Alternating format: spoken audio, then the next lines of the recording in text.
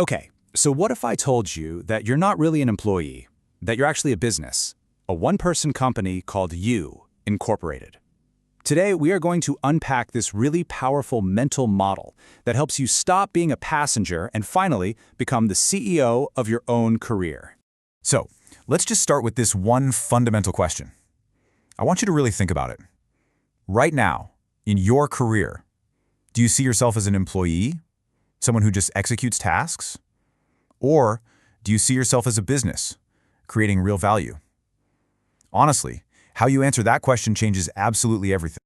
So here's our game plan. First, we're going to shift your mindset to that of a CEO. Then, I'm going to give you a fantastic one-page tool to map out your entire professional strategy. After that, we'll dive into the 7 key levers you can pull to drive your own growth. We'll build a solid action plan, and yep, I'll even show you how to defend your career from a hostile takeover. All right, first things first. This is our mission.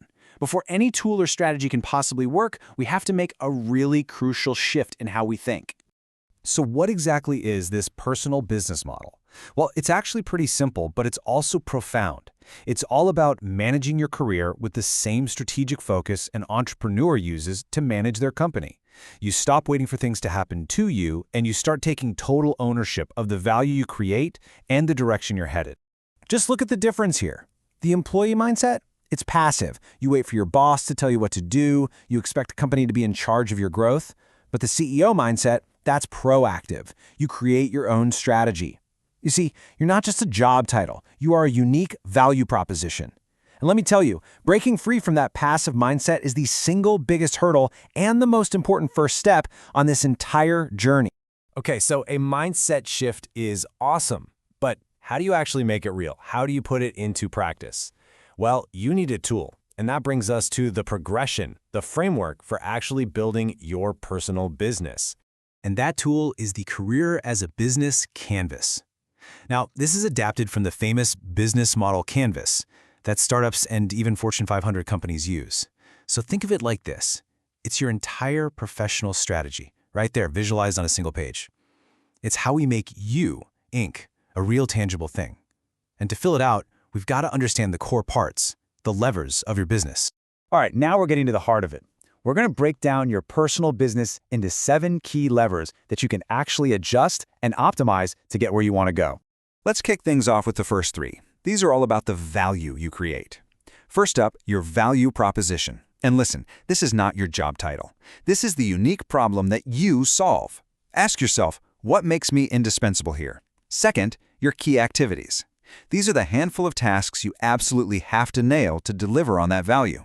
And finally, your customer segments. Oh yeah, you have customers. Who are you serving? Is it your boss, another department, maybe external clients? You've got to know who they are. Next up, let's talk about delivery.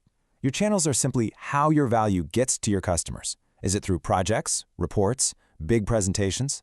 And here's the magic. When your channels work well, they lead directly to your revenue streams. This is so important. Start seeing your salary, your bonus, your equity, not as just a paycheck, but as direct compensation for the value you successfully delivered. And finally, let's look at what you're putting in. You see, every business has a cost structure, and yours isn't just about money. It's your time, your energy, the cost of that new certification, even stress. These are all resources you're investing.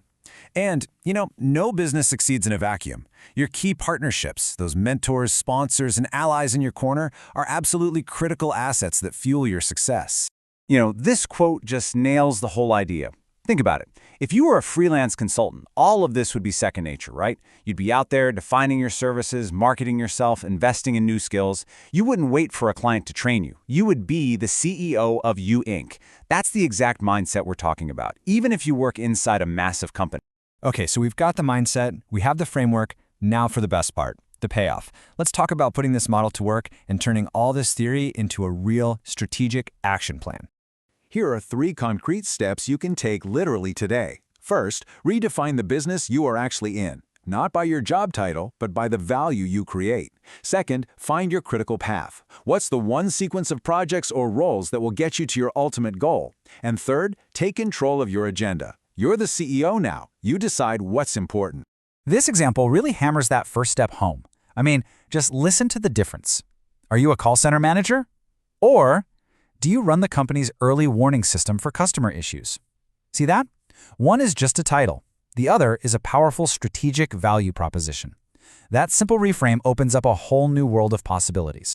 Now, being the CEO of You, Inc. isn't always easy. There are risks, there are pitfalls that can totally derail your strategy and, well, lead to a hostile takeover of your own career.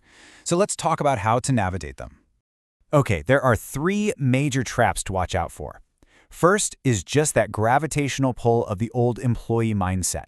It's so easy to slip back into it. Second is the victim narrative. When you start blaming a bad boss or a tough economy for your lack of progress. And third, this one is huge, underestimating the value of the political capital you've already built. It is almost always easier to make your next big career move where you're already a known and trusted quantity. And this really gets to the absolute heart of it all. Look, a bad boss is a reality. A tough market is a reality. But you always have control over how you react. The story you choose to tell yourself about your situation is the single most powerful factor in your success. It's what determines whether you're a victim or a CEO. So I'm going to leave you with this. With this new framework, with this shift in your mind from employee to CEO, what is the new, more powerful story you are going to start telling yourself and telling others about your career, starting right now?